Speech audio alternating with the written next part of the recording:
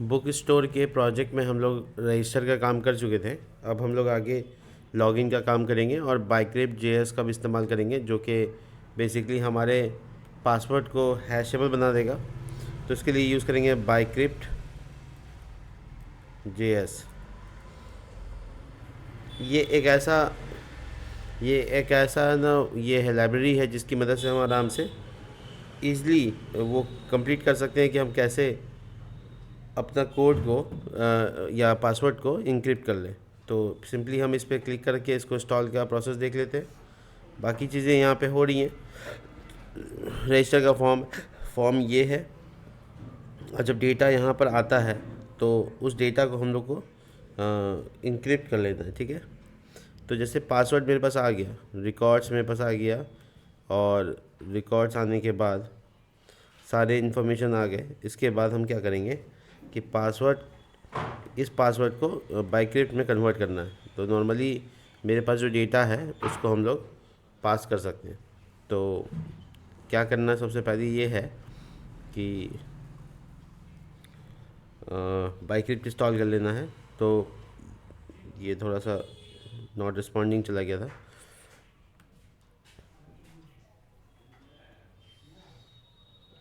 इसके अलावा हम यहाँ पर पासवर्ड को करने के लिए हम यहाँ पे लगा देंगे एक सॉल्ट वेरिएबल, जो कि सॉल्ट अवेट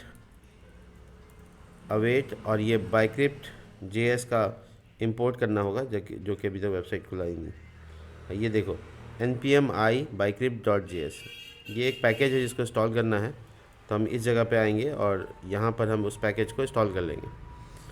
सिंपल है, npm i का मतलब इंस्टॉल होता है bycrypt.js। ये एक छोटा सा फाइल है जो कि इंस्टॉल हो जाएगा, फिर वापस से रन देव कर लेना है और यहाँ पे ऊपर में इंपोर्ट कर लीजिए बाइक्रिप्ट को। इंपोर्ट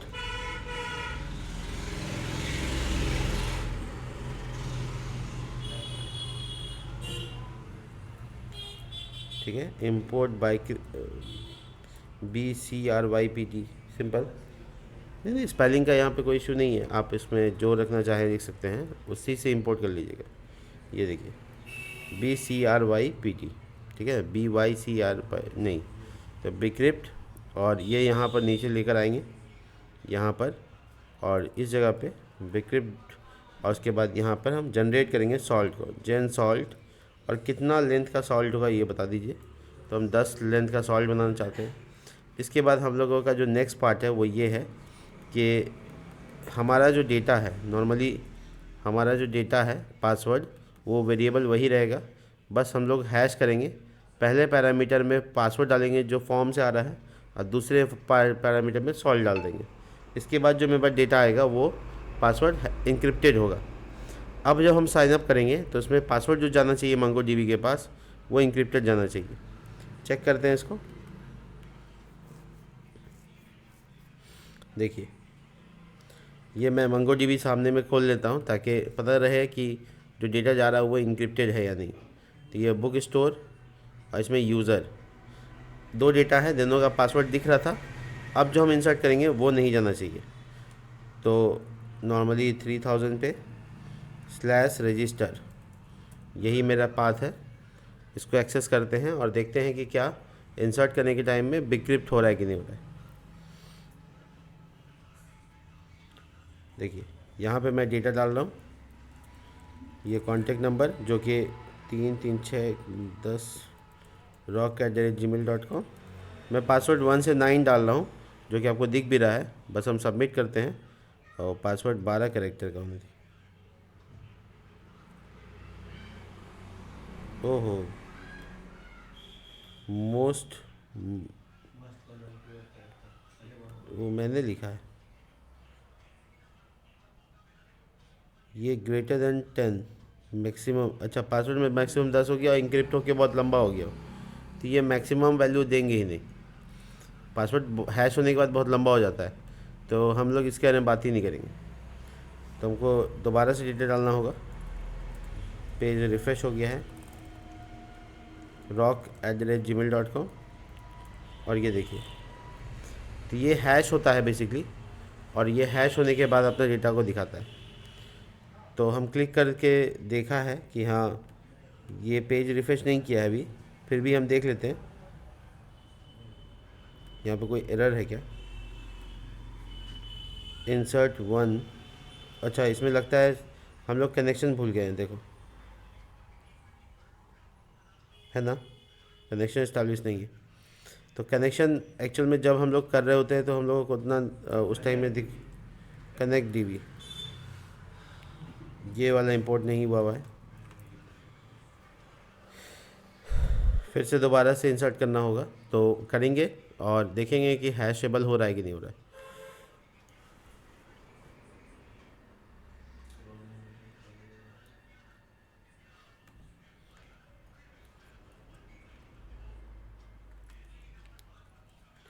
क्या दिक्कत है?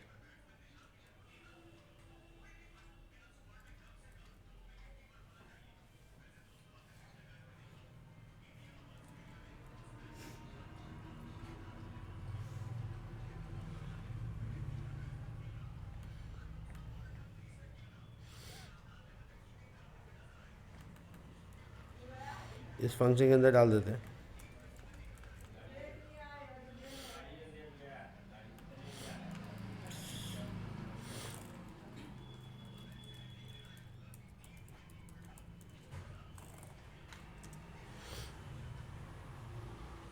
अब देखते हैं क्या एरर है।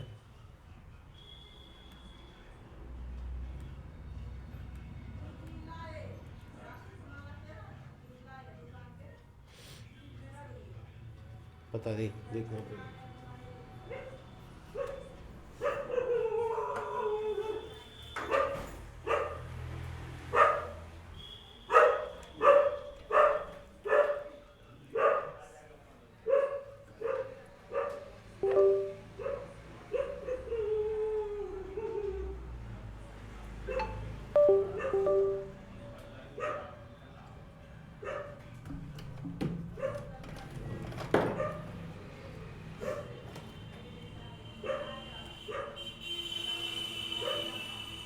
कंसोल में चेक कर लेते हैं अगर कोई एरर है तो।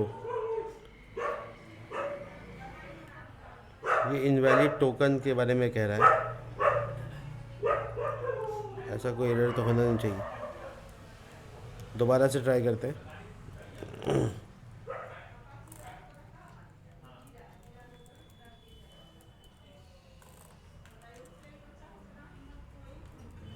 डीबी कनेक्शन एरर कैसे हो सकता है?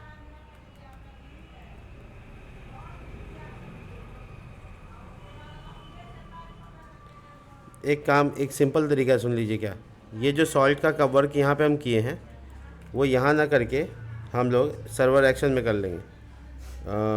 फॉर्म डेटा इसको एज इट इज़ छोड़ देते हैं जैसे था, डॉट गेट पासवर्ड। देखो यहाँ पे जैसे था वैसे छोड़ देते हैं, एक्शन के पास जाते हैं और एक्शन के बाद जो मेरा हैंडल हो रहा है इंसर्ट होने से जस्ट पहले, वो वैलिडेशन होने के बाद इंसर्ट होने के जस्ट पहले यहाँ पे हम ऐसा काम करेंगे कि यहाँ पे सॉल्ट मेथड का काम इस्तेमाल हो। तो सॉल्ट वेरिएबल बनाएंगे और लिखेंगे यहाँ पे अवेट और यहाँ पे बिक्रिप्ट डॉट जनरेट सॉल्ट और उसके बाद यहाँ पे लेंथ। उसके बाद का जो लाइन है वो ये है कि हमको पासवर्ड को इंक्रिप्ट करना है, बट हम पहले इंपोर्ट कर लेते हैं। इंपोर्ट, ये काम जो हम वहाँ कर रहे थे वो इसको यहाँ लेके आ गए, इंपोर्ट और उसके बाद बिक्रिप्ट फ्रॉम बिक्रिप्ट जेएस। ठीक है, अब हम आराम से इसको यहाँ पे कर सकते हैं। तो ये जनरेट सॉल्ट के बाद का जो लाइन है वो है length password is equal to await bcrypt dot hash hash. अब इस हैश के अंदर में डालेंगे पहले पैरामीटर में इस वेरिएबल, इसको सीधा सीधा इसको उठा लेते हैं और ये पासवर्ड को हटा देते हैं। काम हो गया, ये हैश और ये सॉल्ट, बस हो गया। तो इस प्रोसेस में जाएंगे तो पासवर्ड जो एट द एंड इंसर्ट होगा वो इसी नाम से इंसर्ट होगा, तो मेरा प्रॉब्लम यहाँ पे सॉल्व हो जाएगा। ठीक है, तो जो एरर्स आ रहे थे उसके कारण यही होंगे क्योंकि वो सर्वर साइड पे काम करता है और हम क्लाइंट साइड पे एक्शन कर रहे थे। तो नॉर्मली सादिक यहाँ पे डालता हूँ, ये कॉन्टेक्ट नंबर, ये rock@gmail.com और ये पासवर्ड और ये इंसर्ट। देखो हो गया इंसर्ट। तो ये अब जब हम मंगो डीबी में चेक करेंगे तो मुझे एक हैशेबल पासवर्ड मिलेगा, देखो, है ना। तो ये मेरा पासवर्ड वाला काम हो गया। तो हैशेबल पासवर्ड कंप्लीट है और डेटा इंसर्ट हो रहा है। साइनअप का काम हम लोगों ने पूरी तरह से कर लिया है। अब हम लोग लॉगिन बनाते हैं। लॉगिन के लिए आप लॉगिन का पूरा काम कर सकते हैं, चाहे तो आप उसका एपीआई भी बना सकते हैं, दोनों चीज़ आप कर सकते हैं। तो मैं लॉगिन को बनाऊंगा और लॉगिन को बनाकर उसमें टोकन स्टोर करने का काम करूंगा।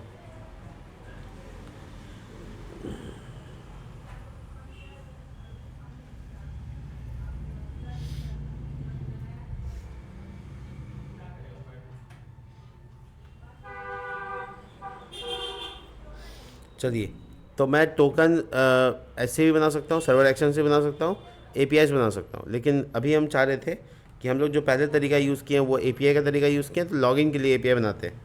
ठीक है, तो ये एडमिन से हमको कोई मतलब नहीं। कैटेगरी, कंपोनेंट, मॉडल, रजिस्टर का फोल्डर, व्यू का फोल्डर, बाकी पेजेस, इस सब के पेज पे क्लिक करके हम जब फोल्डर बनाएंगे तो वो बनेगा एकदम बाहर एपीआई। एपीआई के अंदर हम लोग बनाना चाहते हैं लॉगिन का, तो हम इसलिए नाम रखेंगे लॉगिन। ठीक है, तो API/login ये मेरा पाथ हो गया। और हम जब भी API बनाएंगे उसमें route.js की ज़रूरत होगी। route.js यहाँ पर हम लोग एक्सपोर्ट करेंगे एक फंक्शन एक्सपोर्ट, और उसका फंक्शन का जो नाम होगा वो ऐसे लिखेंगे, एक्सपोर्ट कॉन्स्ट और उसके बाद फंक्शन का नाम जो कि पोस्ट मेथड पे। ठीक है, तो पोस्ट मेथड पे इसलिए क्योंकि पोस्ट नाम से हम रखेंगे ताकि हम इसको इंसर्ट कर सकें। तो एक्सपोर्ट पोस्ट और उसके बाद इसको असिंक्रोनस कर देते हैं। और इसमें दो पैरामीटर होता है, हम जानते हैं REQ RES होता है। नॉर्मल हम रिक्वेस्ट भी डालते हैं क्योंकि रिस्पांस को हम लोग रिस्पांस जो नेक्स्ट.js बना के देता है वो उसको यूज़ कर सकते हैं। इसके बाद हम लोग क्या करेंगे, जो डेटा हम लोग के पास आ रहा है, सिंपली देखिए कैसे काम करते हैं। जो डेटा मेरे पास आ रहा है उस डेटा को हम लोग JSON से पास कर लेंगे। फॉर एग्जांपल कि अगर मेरे पास कोई डेटा आ रहा है, ये सब नहीं चाहिए, ये सब हटा देते हैं। जो डेटा मेरे पास आ रहा है वो आ रहा है यहाँ पर REQ.json से, REQ.json। तो अब REQ.json से जो डेटा आ रहा है वो हम स्टोर कर लेंगे इसमें, मान लीजिए रिकॉर्ड नाम से। तो जितना भी डेटा मेरा फॉर्म से आएगा वो हम लोग रिस्पॉन्स को स्टोर कर लेंगे रिकॉर्ड्स नाम से। अब इसमें से अलग अलग कर लेंगे, लॉगिन करने का जो पर्पस है उसको अलग अलग करेंगे। इसमें ईमेल और पासवर्ड होगा, तो हम लोग कर्ली ब्रैकेट डालेंगे और लिखेंगे यहाँ पे ईमेल और पासवर्ड, और दोनों का दोनों रिकॉर्ड्स निकाल देंगे। तो रिकॉर्ड के पास जो डेटा है उसमें से ईमेल और पासवर्ड अलग अलग आ गया। अब हम इसको चेक करेंगे अपने यूज़र में क्या ये यहाँ पे है कि नहीं है। तो फाइंड करने का काम है। तो हम लोग कहेंगे कि ये यूज़र मॉडल जो कि इंपोर्ट करना पड़ेगा, यहाँ पे यूज़र मॉडल इंपोर्ट करना। यूज़र मॉडल में फाइंड करो उस ईमेल को जिसका ईमेल का कॉलम का नाम हो ईमेल और वैल्यू हो ईमेल जो हम डाला है। अगर वो मिल जाता है, पहले तो लिख देते हैं कि अगर वो नहीं मिलता है, देखो अगर वो नहीं मिलता है यानी कि नॉट यूज़र अवेलेबल नहीं है, तब फिर क्या करना है। तो हम कहेंगे कि देखो जब यूज़र अवेलेबल नहीं है तो एक मैसेज रिटर्न कर दो। ध्यान से देखो, रिटर्न कर दो, और रिटर्न में क्या लिखना है, नेक्स्ट रिस्पॉन्स, ये हमको इंपोर्ट करना होगा .json, और लिखेंगे यहाँ पर हम एक मैसेज MSG और लिखेंगे इनवैलिड ईमेल ID, ठीक है, या एड्रेस। ये एक मैसेज है और इसका जो स्टेटस होगा वो दूसरे कर्ली ब्रैकेट में हम लोग डालेंगे स्टेटस 400। इसका मतलब है कि ये काम नहीं हो पाया तो 400 स्टेटस देके हम लोग इफ़ को हटा दिया। दूसरा अब हम लोग क्या चेक करेंगे, एक वैलिडेटेड पासवर्ड को चेक करेंगे। तो हम लोग इसके लिए लगाएंगे लेट और लिखेंगे वैलिड पासवर्ड। अब पासवर्ड को चेक करेंगे क्या उस डेटा के पास है, तो हम लिखेंगे अवेट और उसके बाद बाइक्रिप्ट। देखो बाइक्रिप्ट को इंपोर्ट करना पड़ेगा मैनुअली, तो इंपोर्ट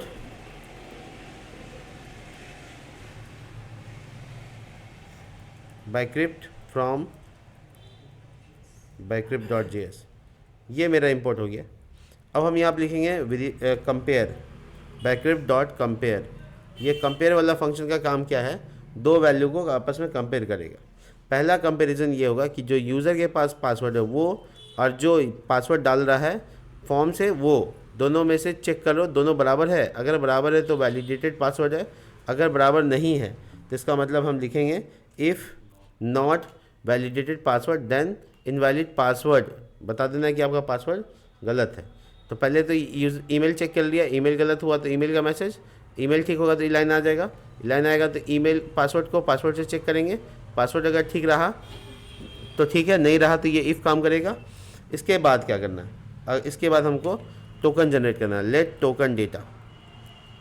अब टोकन में क्या क्या स्टोर करना है वो बताना है। तो हमको टोकन में आईडी स्टोर करना है जो कि यूज़र._id से आ जाएगा, यूज़र वेरिएबल के पास यूज़र है। उसके बाद दूसरा है ईमेल जो हमको स्टोर करना होगा जो कि यूज़र.email के पास से आ जाएगा। तो ये दोनों डेटा हम लोग टोकन डेटा के तौर पे रखेंगे। इसके बाद हम लोग यहाँ पर एक टोकन वेरिएबल बनाएंगे, लेट टोकन, और उसके बाद लेट टोकन, और उसके बाद अब हम लोग को ज़रूरत पड़ेगा JWT का। तो JWT हम लोग को इंस्टॉल करना पड़ेगा। तो हम लोग ब्राउज़र पे जाके देख लेते हैं, JSON वेब टोकन।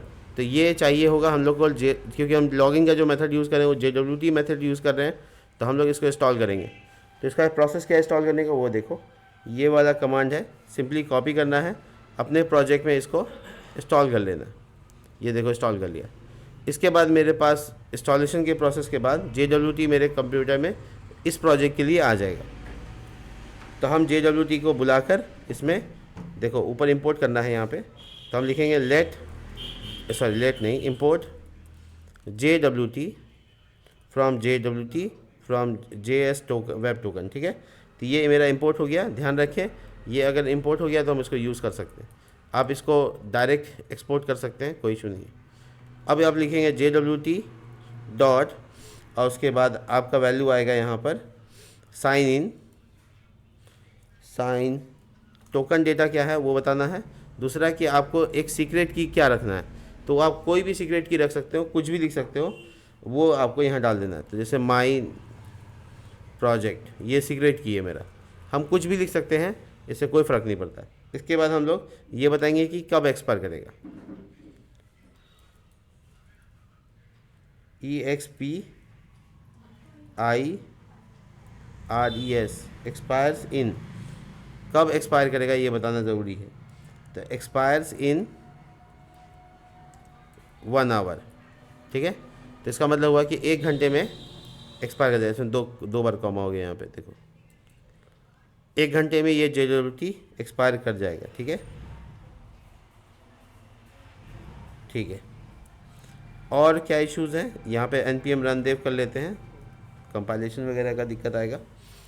अब इस जो टोकन मेरा जनरेट हो चुका है, इस टोकन को हम लोग रिस्पॉन्स करेंगे।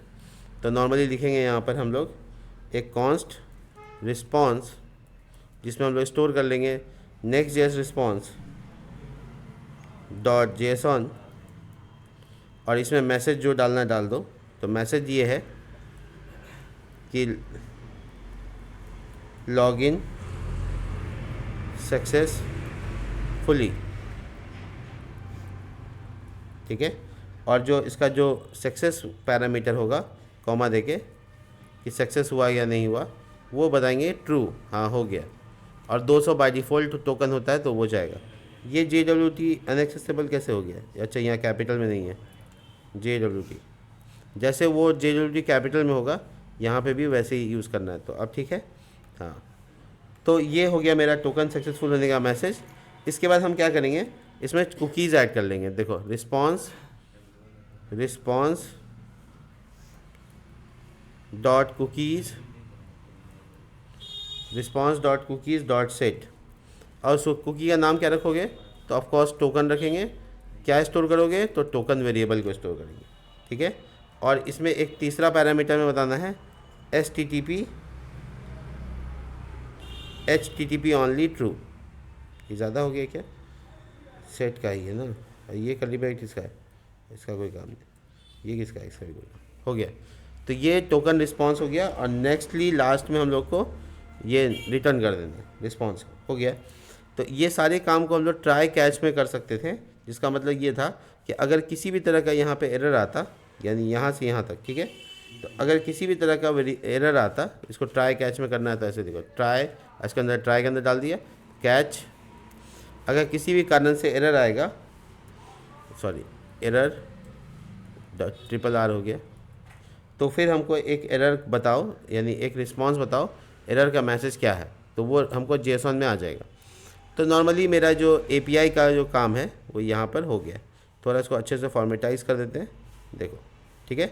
तो एपीआई को टेस्ट करना ज़रूरी है, नहीं एपीआई को टेस्ट करेंगे तो पता नहीं चलेगा, इसलिए हम यहाँ पे आते हैं टेस्टर के पास, थंडर क्लाइंट, और यहाँ पर अपना एपीआई का पूरा पाथ बताते हैं, /API/login, ठीक है।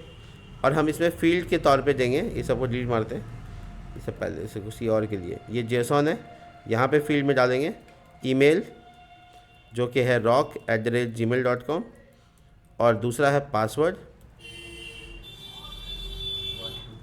और ये है पासवर्ड मेरा 1 से लेकर 9 तक, नहीं पता अभी, तो हमको इनवैलिड बताएगा ना कम से कम। चलो कंपाइलेशन का प्रोसेस चल रहा है, देख लेते हैं क्या होता है। मेथड पोस्ट है rock@gmail.com, जो भी प्रोसेस आएगा उसके लिए तैयार रहेंगे, कोई इशू नहीं है। देखो ये टाइम आउट हो गया, इसका मतलब डेटा हाउस कनेक्शन नहीं है, तो हम डेटा हाउस कनेक्शन सच में भूल गए हैं। कनेक्ट DB, ये यहाँ पे हमको चाहिए था, नहीं तो ये लाइन मेरे लिए कोई काम का नहीं। अगेन ट्राई, इनवैलिड पासवर्ड, ठीक है। अब मुझे पासवर्ड याद नहीं है कि मैंने क्या रखा था, 1 2 3 6 7 9, ये याद था तुमको? नहीं, ये अभी भी इनवैलिड है। चलिए एक नया साइन अप करते हैं, ऐसा कोई बात नहीं है, परफेक्ट नहीं है हम लोग कि यही था। तो रजिस्टर का पेज खोलते हैं और नया एक अकाउंट, सर्वर ऑन है ना, हाँ ठीक।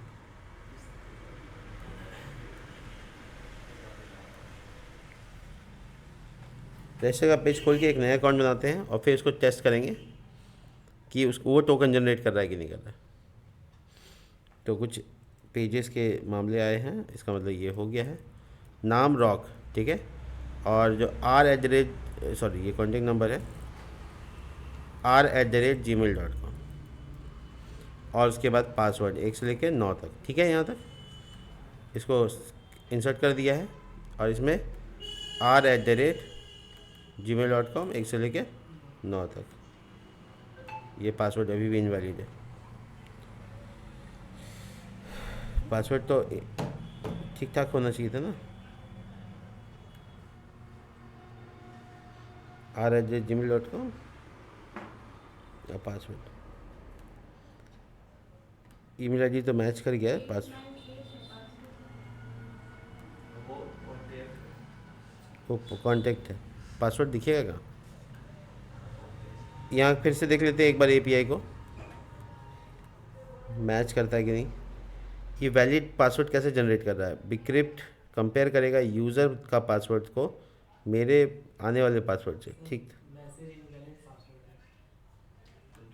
हाँ, तो ये हम भी तो कहा कि नहीं रहे वैलिड, तब मैसेज तो हम लोग ठीक ठाक दिए।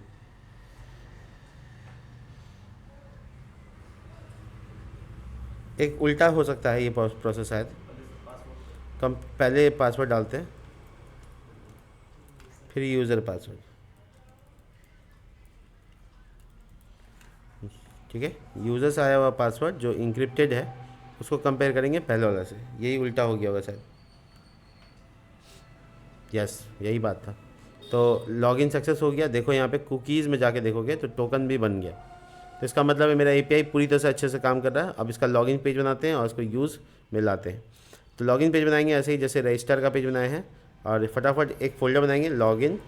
एक शॉर्टकट तो आपको बताया ही थे, हम याद है होगा आपको, इसको शॉर्टकट याद होगा आपको कि जब कोई फ़ोल्डर और फाइल एक साथ बनाना हो तो सिंपली हमको फाइल बनाना है और लिखेंगे login/page.js, हो गया, एक साथ दोनों फोल्डर और फाइल दोनों बन जाता है। तो हम लोग रजिस्टर में जैसे काम किए हैं वैसे करेंगे, इसलिए कॉपी पेस्ट करना सही रहेगा, ठीक है। कॉपी पेस्ट कर लिया। दूसरा ये कि अब कंपोनेंट भी कॉपी पेस्ट होगा, क्योंकि कंपोनेंट जैसे रजिस्टर फॉर्म के लिए बनना है वैसे एग्जैक्टली हमको बनाना पड़ेगा लॉगिन फॉर्म के लिए। तो हम इसका नाम login form.jsx, और इसको पेस्ट कर देंगे। इसका जो नाम है आप देखिए यूज़ क्लाइंट रहेगा, और जो चीज़ें बहुत सारी चीज़ें ऐसी जो रहेंगी तो हम लोग है ना इस सबको एवे ही मान लेते हैं कि हाँ चलो ये यूज़ होगा, इस्तेमाल में आएगा। तो फ़िलहाल अभी यहाँ पे हम लोग क्या करेंगे कि ये इंक्रिप्शन तक तो ठीक है, लेकिन एक्शन यहाँ पे ये ऐसा वाला नहीं होगा। तो यहाँ पे एक्शन को हटा देंगे, ये नहीं चाहिए अपने को। टोस्ट चलेगा, कोई दिक्कत नहीं है। बिक्रिप्ट चाहिए, कनेक्शन चाहिए, हाँ इस बिक्रिप्ट नहीं चाहिए, कनेक्शन चाहिए। इसके अलावा और क्या नहीं चाहिए, वो फॉर्म में क्या चेंज करना है, तो हमको यहाँ से नेम कॉन्टैक्ट हटा देना है, पासवर्ड हो गया। तो ये मेरा लॉगिन का पेज बन के तैयार हो रहा है, और इसको हम लोग एज अ कंपोनेंट का नाम इसका लॉगिन फॉर्म रखेंगे, ठीक है। लॉगिन फॉर्म, इसका ऊपर में नाम होता है यहाँ पे, वो भी चेंज कर देंगे। अब हम इसको इंपोर्ट कर लेंगे अपने पेज पे, यानी यहाँ। तो यहाँ पे रजिस्टर फॉर्म आया हुआ है जो कि हमको नहीं चाहिए, और यहाँ पे लॉगिन फॉर्म जो कि इंपोर्ट हो गया। तो ये क्रिएट एन अकाउंट लिखा हुआ है, इसकी जगह पे लिखेंगे लॉगिन हेयर, ठीक है। तो सब पेज तैयार है, बस इसको लिंक करना है। तो लिंक करने के लिए हम हेडर में जाएंगे, होम हेडर, और यहाँ पे स्लैश लॉगिन क्लिक करने पे स्लैश लॉगिन पे जाए, सारा चीज़ तैयार हो गया। अब हम लोग इस पर क्लिक करते हैं, और जैसे हम क्लिक करेंगे वैसे आप देखेंगे कि हम लॉगिन पेज पे आ गए। यहाँ से जो डेटा जाएगा उस डेटा को एक्सेप्ट करना है, जैसे कि लॉगिन फॉर्म है, इस डेटा को एक्सेप्ट कर रहा है ये एक्शन, सर्वर एक्शन। लेकिन हम लोग चलेंगे इसको थोड़ा सा अलग तरीके से करेंगे, ठीक है। तो हम सबको मिटा देते हैं पूरी तरीके से, इसको पूरा का पूरा हटा देते हैं। अब हम लोग इसको ना स्टेट वाइज बना लेते हैं, स्टेट से डेटा स्टोर कर लेते हैं, बाकी चीज़ें कर सकते हैं, वो सब अपने हाथ में होगा, ठीक है। तो सबसे पहले काम ये है कि हम लोग चलिए कोई बात नहीं, const handle created an account, ये सब नाम सही नहीं है, इसको handle login action client action ऐसे नाम रख लेते हैं। तो ये जो नाम रखा है यही फिर फंक्शन का भी नाम होगा बेसिकली, और इसमें असिंक्रोनस फॉर्म डेटा, और यहाँ, ठीक है। तो जो कुछ हम लोग अभी यहाँ पे बेसिकली टाइप करेंगे वो सारा का सारा आना चाहिए, ठीक है। तो चेक करते हैं ये जो हम लोग टाइप कर रहे हैं वो मेरा कंसोल में आता है कि नहीं आता है। हम एक चीज़ दिखाएंगे आपको, console form data dot gate, और इसमें ईमेल को ट्राई करते हैं कि ईमेल आता है कि नहीं आता है, ठीक है। तो ये एक ईमेल को कंसोल करके दिखाने का काम है। तो ये क्लाइंट कंपोनेंट होने की वजह से यहीं दिखेगा। तो हम लोग अपना कंसोल वाला पार्ट खोल लेते हैं, और यहाँ पे कुछ ईमेल आईडी डालते हैं, doc@gmail.com मान लो, ठीक है। और ये पासवर्ड है, कुछ भी डाल दो, सबमिट करो। देखो ये यहाँ पे ईमेल आईडी आ गया, इसका मतलब मेरा क्लाइंट एक्शन आ गया। अभी दोनों डेटा को हम अच्छे से दोनों डेटा को हम लोग अच्छे से जो है वो पुट करेंगे।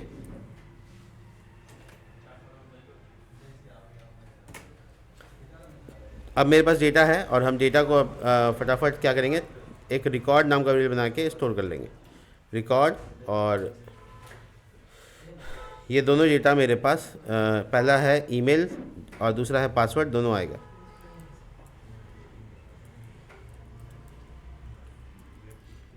फॉर्म डेटा डॉट पासवर्ड, तो ये दोनों का दोनों एक रिकॉर्ड नाम के ऑब्जेक्ट में स्टोर कर लिए हैं। अब इस ऑब्जेक्ट में जो स्टोर किया हुआ डेटा, इसको फेच फंक्शन की मदद से भेजने की कोशिश करेंगे। कहाँ?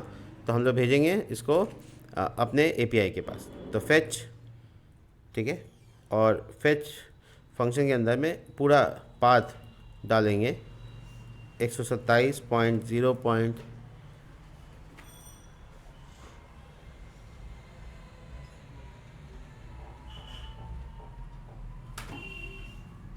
ज़ीरो, ये पूरा पाथ है एक्चुअली। तो हम इसको कॉपी पेस्ट यहाँ से कर सकते हैं, और यहाँ पे आएंगे, और सॉरी इस फॉर्म में, और ये फेच फंक्शन के अंदर इसको डाल देंगे। ये हो गया। सेकंड पैरामीटर में मेथड पूछा जाता है, तो आपको मेथड बता देना है। मेथड आपका जो है वो पोस्ट होगा, और साथ ही साथ आपको बॉडी भी चाहिए होगा।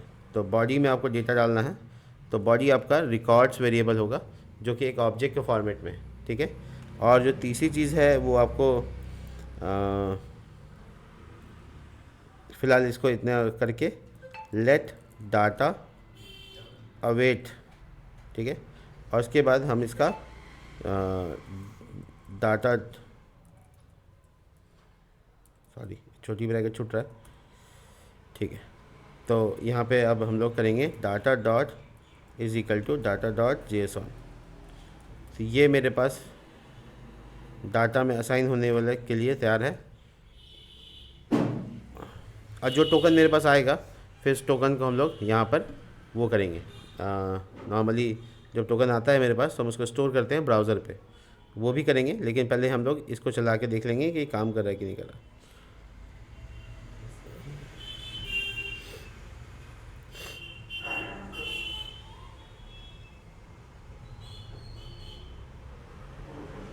चेक कर लेते हैं यहाँ गलत या सही जो भी डेटा आएगा उसको देखा जा सकता है।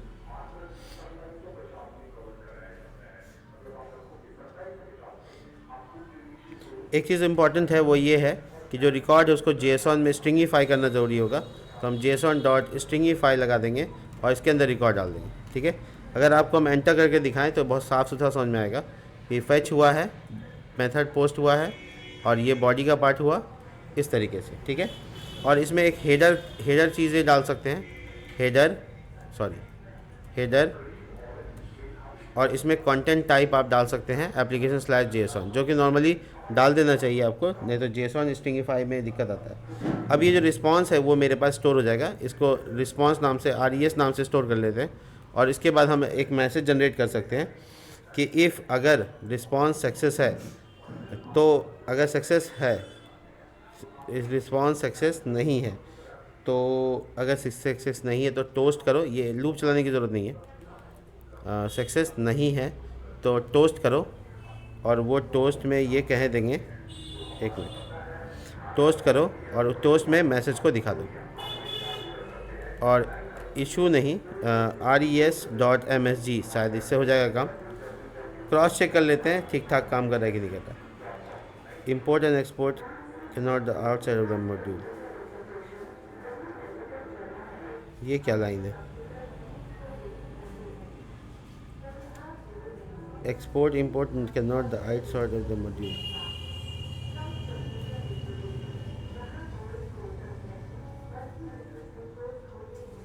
चलो ठीक है, शायद कुछ और एरर था। लॉगिन ट्राई करते हैं rock@gmail.com और ये मेरा पासवर्ड इनवैलिड। देखो इनवैलिड ईमेल आईडी आ गया, इसका मतलब मेरा एड्रेस आ रहा है सही से। और अब वो मुझे रिफ़्रेश करना पड़ेगा क्या, r@gmail.com और ये मेरा पासवर्ड। ये हमको अभी भी r@gmail.com पे इनवैलिड क्यों बता रहा है?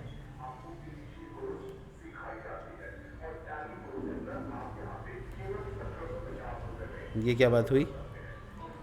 बैड सर्विस में गए, लॉगिन में गए, इनवैलिड ईमेल एड्रेस, उसका नाम ईमेल ही है ना। हाँ, और यहाँ डाटा हम लोगों ने फॉर्म डेटा, ओहो इस तरीके से नहीं, रियली सॉरी, इस तरीके से यहाँ पे भी। ठीक है, तो मेरा ईमेल लिखने का या ईमेल लेने का तरीका गलत था जिसकी वजह से ऐसा हुआ। अब हम दोबारा ट्राई करेंगे r@gmail.com और ये पासवर्ड बढ़िया, कोई भी दिक्कत नहीं है। देखो लॉगिन सक्सेसफुल का मैसेज, इसका मतलब लॉगिन हो गया है। अब लॉगिन होने के बाद हम इसका टोकन जनरेट करेंगे और टोकन स्टोर कर लेंगे। तो टोकन आप देख सकते हैं यहाँ पे, आपको दिखना होगा एप्लीकेशन में, और ये टोकन देखिए, टोकन जनरेट हो गया। तो टोकन आपका सेशन में स्टोर हो गया, इसका मतलब आपका काम हो गया। तो आपका जो सक्सेसफुल हो जाएगा, अगर मान लीजिए यहाँ पे तो हम लिखा कि इफ़ नॉट सक्सेसफुल, और यहाँ पे लिख देंगे इफ़ RES.सक्सेस। अगर सक्सेसफुल है तो राउटर को बुलाओ, राउटर मॉड्यूल को बुलाते हैं और लिखते हैं कि राउटर डॉट, ये कैपिटल में राउटर क्या आया है, ROUTER। ये क्या बात हुआ? अच्छा, राउटर नाम थोड़ी था, रीडायरेक्ट नाम था, REDIR, रीडायरेक्ट। सॉरी मेरी गलती है। राउटर को तो यूज़ राउटर करके यूज़ करना होगा, क्लाइंट साइट है ना। हाँ ठीक बात है, तो राउटर बनाना पड़ेगा ऊपर में। ठीक है, क्या करेंगे यहाँ पे, पहले हम लोग यहाँ पर आएंगे और लिखेंगे राउटर एक वेरिएबल और यूज़ राउटर, ये नेविगेशन से इंपोर्ट होगा। और इसके बाद पुश कर लेंगे यहाँ पे REROUTER राउटर डॉट पुश।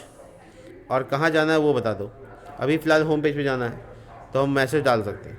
इसको आप क्रॉस चेक करते हैं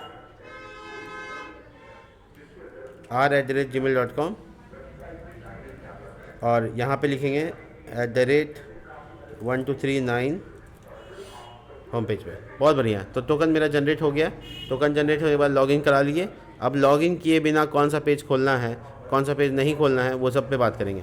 जैसे अगर लॉगिन है तो इस जैसे ये वाला क्या बोलते हैं उसको, रजिस्टर का पेज में नहीं आ सके। लॉगिन है तो लॉगिन के पेज में नहीं आ सके। ऐसी चीज़ें हम लोग करना होगा, हम लोग को कंडीशन बनाना होगा। तो इसके लिए हम मिडिलवेयर पॉइंट करेंगे, लेकिन आज नहीं क्योंकि आज टाइम ख़त्म हो गया, तो कल करेंगे। उसके बाद हम लोग जो है ऑर्डर का टेबल बनाएंगे और जब कोई बुक को व्यू करेंगे इस जगह पे देखो, जैसे ये क्लिक किया तो यहाँ पे जब हम लोग इसको व्यू करेंगे, ऐड टू कार्ट पे क्लिक करेंगे, तब हम लोग का एक ऑर्डर जनरेट होगा। ऑर्डर टेबल के अंदर में वो सारी चीज़ें कर लेंगे। तो मिलते हैं नेक्स्ट वीडियो के साथ। तब तक के लिए बाय।